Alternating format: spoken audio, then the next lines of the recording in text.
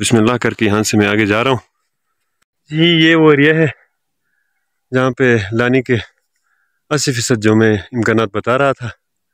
ये जो ऊपर वाला एरिया है, यहाँ से चांसेस है किसी भी वक्त ये नीचे तोदने की सूरत में नीचे आ सकती है। इसलिए मुझे ज़्यादा यहाँ पे नहीं ठहरनी चाहिए, थोड़ी आहिस्ता आहिस्ता आगे जाना चाहिए। ख़तरा मोल लेना अच्छी बात नहीं है। एक दफ़ा मैंने ये अपने वालिद बुजुर्गवार के साथ जा रहा था, तो उसने मुझे कहा था कि मेरे वालिद साहब ने मुझे ये कहा था, यानी मेरे दादा ने मेरे वालिद साहब को कहा था कि ये जो लानी के एरिया में आके बातें नहीं करनी चाहिए। मेरे वालिद साहब बाई प्रोफेशनल टीचर है। मैंने कहा कि अबू तो इसका लॉजिक कुछ होगा ना। तो उसने मुझे जो साउंड वेव्स का जो वेव लेंथ है, उसकी एम्पलीट्यूड और ट्रफ क्रस्ट वगैरह कॉपी में मुझे समझाया था कि वेव का जो साउंड वेव से उसके भी अताश होते हैं, उस वाइब्रेशन की वजह से इम्कानात होते हैं कि अगर लानी का जो बर्फ़ है वो काफ़ी जमी होती है, वो अरताश में आ जाए और वो नीचे गिरना शुरू हो जाए। तो ये जो कदीम ज़माने के हमारे लोग थे, वो इन मामलात में बग़ैर जाने भी कुछ चीज़ें ऐसे बता देते थे जो कि हकीकत पर मबनी होते थे। तो ये एरिया है जी, इस वक्त मैं जहाँ खड़ा हूँ, ये आप मेरे अक़ब में भी देख सकते हैं। ये जो है ये एरिया है, ये भी बड़ा ख़तरनाक एरिया है। यहाँ पे किसी भी वक्त ये लानी की सूरत में नीचे आने के इम्कानात है, इसलिए थोड़ी जल्दी मुझे आगे निकलना पड़ेगा। वहाँ आगे से भी एक मोहतरम आ रहा है। सलाम अलैकुम। खैरियत साहब, ताज़गी से जमस कुरार गोसा अबा फंडरा खैर तेसे है रेस्टो जगह रे है म कराउशी है रेस्टो जगह। अच्छा है एरिया छ एरिया तो है क्या टाइम अगो है निस है गोया हनिस दिगो हम क्या है योर पेश की अच्छा तो क्या सिलसिला भी इसका अबा कुरा थाखा अच्छा बहुत शुक्रिया दीजा मेहरबानी जाम अस्सलाम वालेकुम शुक्रिया। तो ये अंकल भी बता रहे थे कि ये जो एरिया है ये लानी के हवाले से बहुत यानी खतरनाक एरिया है, इसलिए ये धूप गर्म होते ही अब से लेकर शाम तक किसी भी टाइम ये नीचे आ सकता है।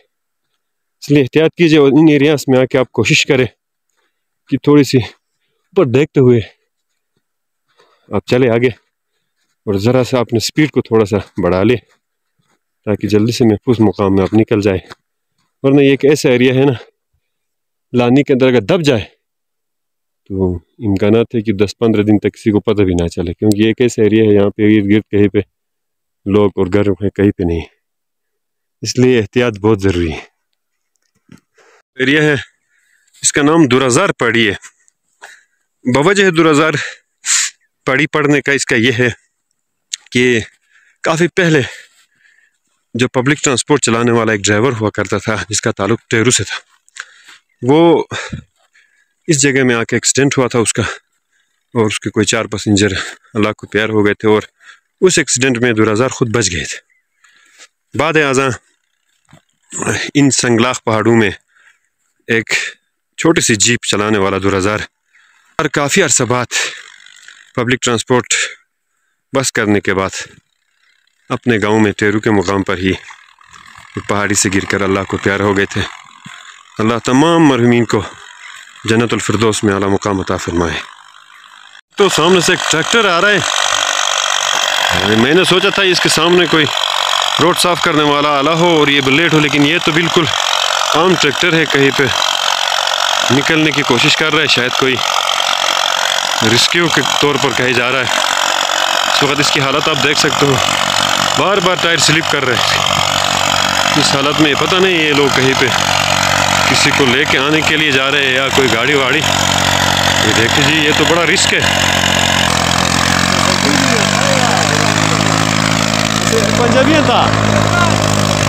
था पीछे ट्रैक्टर जा रही है, ये वहाँ आगे हमें जो पंजाबी मेहमान मिले थे उनके रेस्क्यू के लिए जा रहे हैं। उनकी गाड़ी को इस ट्रैक्टर के पीछे बांध देंगे और उसको फंडा तक ले आएंगे। यहाँ से फिर ये जो बॉयस्काउट के जवान है और ये लोकल यहाँ पे कुछ लड़के हैं, लोग थे, वो इन मेहमानों को लाने के लिए जा रहे हैं। तो ये एक किस्म का अपने उताब के तहत खिदमत कर रहे हैं। फंडर से आगे फिर इनको इस तरीके से लेके जाएंगे। ये कोलुपचेनी का एरिया है, ये भी काफ़ी रिस्की है। ऊपर आप देख सकते हो ये जो एरिया है, एरिया में खतरा ज़्यादा है। अलबत्ता जिस साहब ने रास्ते का इंतखाब किया है बिल्कुल दरिया के किनारे किनारे, मैं भी उसी से जा रहा हूँ। स्लिप हो गया तो बंदा सीधा उधर दरिया में, इसलिए थोड़ा सा संभल के जाना पड़ेगा मुझे यहाँ से। आवाम इस हाल में है तो फिर हाकिम को जो है वो हम कैसे दाद दे सकते हैं। मजदूर के घर में जब तक है अंधेरा, हाकिम तेरी तकलीद हम कर नहीं सकते। हाँ, तनकीद का हक है हमें हर लफ्ज़ गलत पर, तुम लाख हमें रोको हम डर नहीं सकते। बिल्कुल ये हालात को देख के आप कैसे कह सकते हैं कि यहाँ पे भी इंतज़ामिया है या हुकूमत नाम की कोई चीज़ है या कोई आपका इलेक्टेबल नुमाइंदा है। ये एरिया है कोलुपचेन से थोड़ा नीचे की जानिब, बिल्कुल थी बाला का एरिया उस तरफ से शुरू होगा। ये कोलुपचेन का एरिया है। यहाँ पे जो मुल्का थोड़ा सा हल्का पुल है, इसको मकामी ज़बान में पैसेरी कहा जाता है। पुराने ज़माने में इनका रिवाज ज़्यादा था। अब ये इस वक्त गलोख के आस पासों में यहाँ तक कोई रास्ते की सफाई का अभी तक कोई आसार नज़र नहीं आ रहे। ये आगे जा रहे हैं कुछ लोग और कुछ आगे की तरफ जा रहे हैं, पैदल ही जा रहे हैं।